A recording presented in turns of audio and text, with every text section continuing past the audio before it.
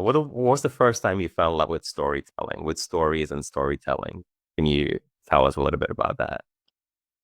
I think personally for me, story and storytelling came to me in a form of listening to my mother tell me stories every night, every evening when I was going to sleep. I always say storytelling to me had always been introduced to me in an oral form. And as Ghanaians, culturally, oral tradition has been a big part of our culture itself in storytelling. So I was very, very privileged at a very early age to have my mother tell me stories. Mostly, some of these stories, or most of these stories, were action folk stories, and most of these were folk as well. And the more I do, I tend to really appreciate more of these stories, and I think it really did shape me in my interest in wanting to tell Ghanaian stories.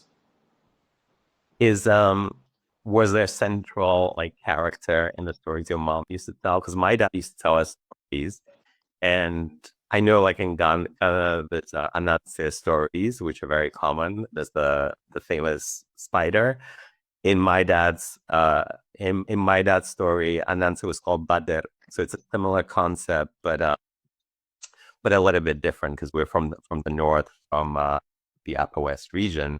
So I'm wondering if there was like a similar a character that featured in the stories that your mother told. What was the For me, there were the unanswered stories, but then there also were stories that lean more towards Ghanaian culture and Ghanaian tradition. As little as 4 years, 3 years, I knew of the stories of the Ashantis. I knew of the stories of of Jazz and Toa, stories of the Bono, stories of even Ghana's independence. So for me, I had been interested in Ghanaian stories since I was very, very little, and was introduced to me through yeah evening stories.